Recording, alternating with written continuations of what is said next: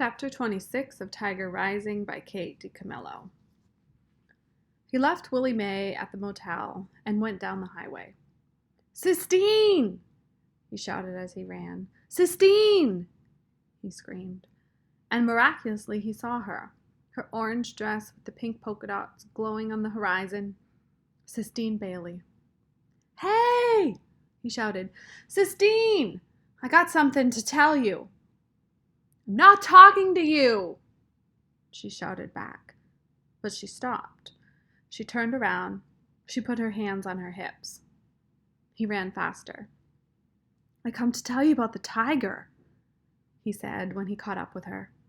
"What about him?" "I'm fixin' to let him go," said Rob. Sistine squinted her eyes at him. "You won't do it," she said. "Yes, I will," he told her.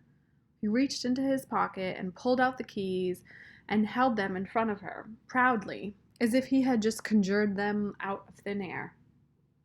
As if they had never existed before. "I'm going to do it," he said. "I'm going to do it for you." "Whoo-ee!" somebody screamed, and Rob turned and saw Beauchamp come speeding right toward them in his red Jeep. "Oh, no," whispered Rob. "Is it him?" Sistine whispered. Rob nodded.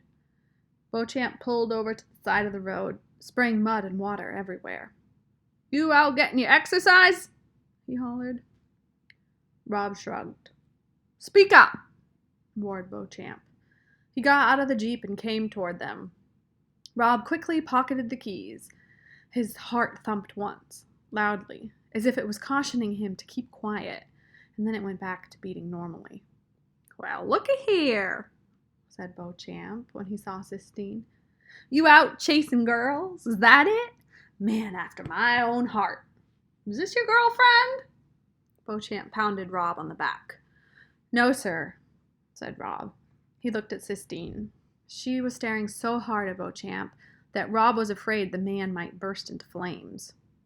"I got more goods for you," Beauchamp said. "I left him back at the motel with Ida Bell." "Yes, sir," said Rob. "What's your name, little thing?" Beauchamp said, turning to Sistine.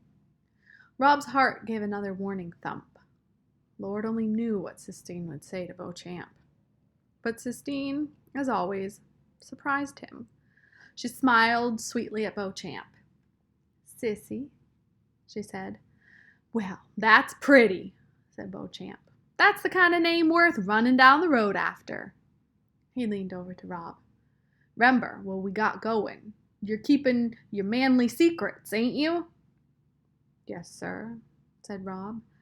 Beauchamp winked. His toothpick wiggled. "Got me some business in town," he said. He squeezed Rob's shoulder hard and then took his hand away. "You and your girlfriend stay out of trouble now, you hear?" "Yes, sir," said Rob. Beauchamp swaggered back to the Jeep, and Rob and Sistine stood together and watched him get in it and roar down the highway. "He's afraid," said Sistine. "He's afraid of the tiger. That's why he's making you feed him." Rob nodded. That was another truth he had known without knowing it. The same as he had known that Sistine's father was not coming back. He must, he realized, know somewhere, deep inside him, more things than he had ever dreamed of.